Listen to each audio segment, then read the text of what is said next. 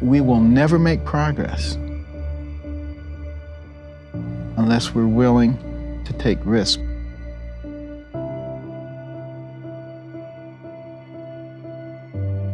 You know, the key thing about taking risks is learning. You know, and if something doesn't work out, learn from it, and then you're able to move further.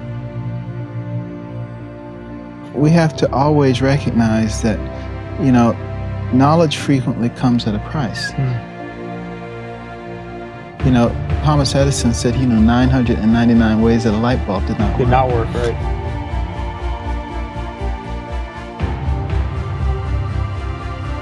But, you know, you just put these things into perspective and you learn from them.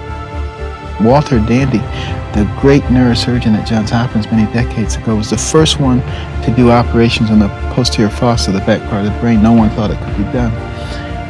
First 13 patients all died. Now, can you imagine how devastating that was? I think that you have to take risks all the time. If you don't do that, you don't move forward. The fact of the matter is, we now are able to do that operation routinely and safely.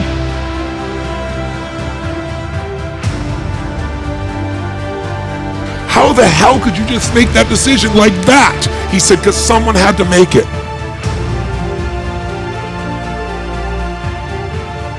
He said, because it's been going around for 10 years back and forth and no one being able to make a decision. He said, what if you're wrong? He said, if I'm wrong, we'll find out quicker. If I'm right, the job will be done. If there's something you once envisioned and now it's real, it's because you didn't just envision it, you brought so much emotion to it that now it's in your life. It was once a dream, it was once a goal, and now it's in your life. It's like when you're put in charge, take command.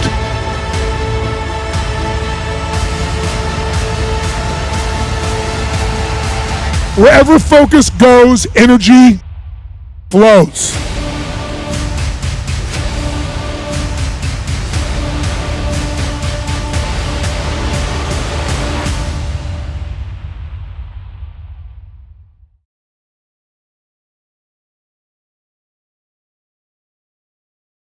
This kid couldn't speak.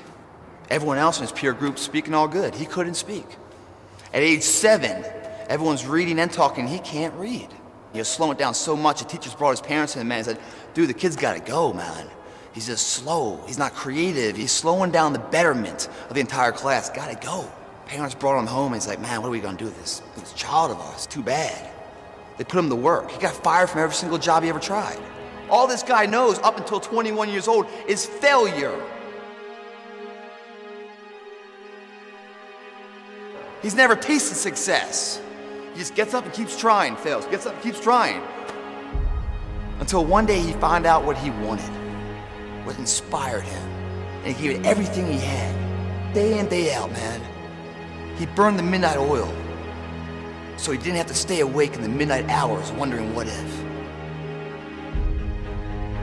This guy tried something 1,093 times before it was successful. 1,093 times, man. When the hell have you ever tried something more than 10 times before you throw in the towel? I can't say I have. This guy did. And why? That was what he wanted. How was it nourished? Failure. Everything failed in his life. So when it failed the 1,000th time, he's like, well, f it, man. It's an average day. It always fails. I keep on going, but his invention got smarter and quicker. That failure made it more and more successful. It's getting closer and closer and closer. And finally, the light bulb lit. That was Thomas Edison, man. Failure, dumbass his entire life. He had over another 1,000 patents, man. Remarkable. Couldn't speak at 4. Was written out of class because he couldn't read at 7. Kicked home saying mentally challenged. One of the greatest inventors of our time. We all fall down in life, guys. The question is, who gets back up?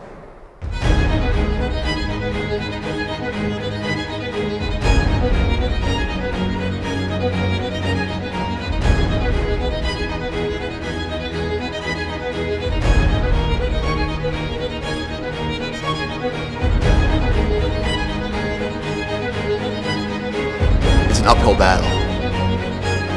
Along that road, you're not going to see too many friends. You're going to see your shadow most often.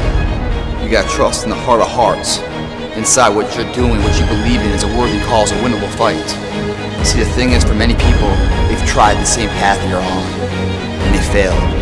As you walk this journey, you're gonna see carcasses all over the place of people that didn't quite have it. That should inspire you, because you got further than that person and that person. But you're not looking to get further than them, you're looking to finish.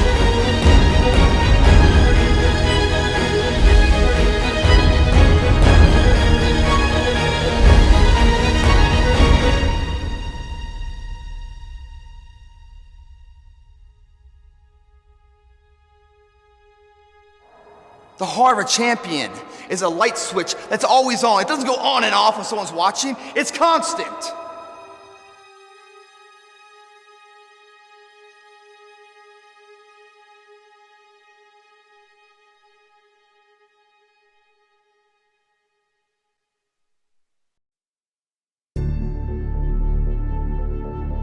Anytime I feel that I feel nervous, like I feel right now, I take the risk.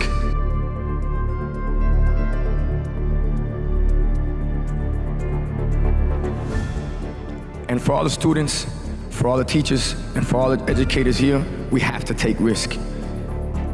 If we don't take that risk, I go back to it. It's the biggest risk that we take.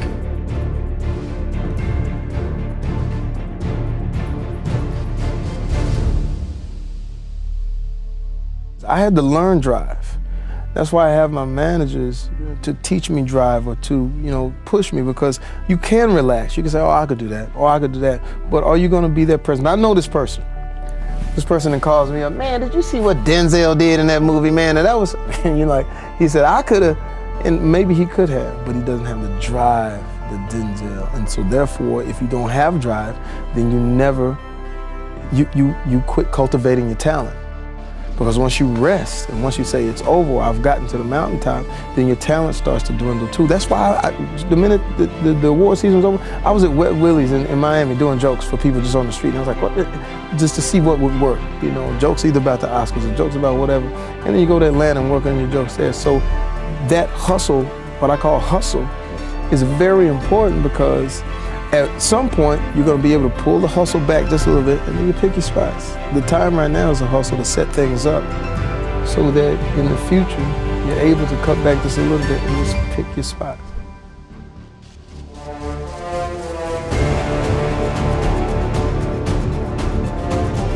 My grandmother's name is Estelle Marie Talley, and she's not here tonight, but she was my first acting teacher. She told me, stand up straight. Put your shoulders back. Act like you got some sense.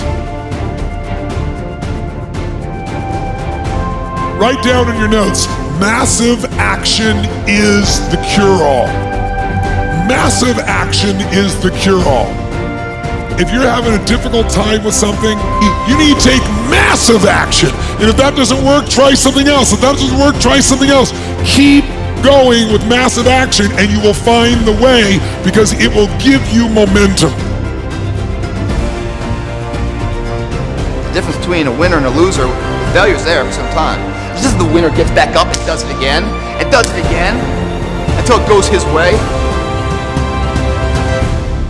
So this is what's next for me now. I want this. You may have dreamed about it, thought about it, talked about it. You envisioned something, you got clear about it, and then you started thinking about all the reasons why you wanted it. You got excited about it. He said, what if you're wrong? He said, if I'm wrong, we'll find out quicker. If I'm right, the job will be done. It's like when you're put in charge, take command. How do you create your life? You get hungry for something, don't you? Almost any accomplishment in the history of the world has come at the hands of people who've taken risk. People who are willing to push the envelope. People who are willing to explore the unknown.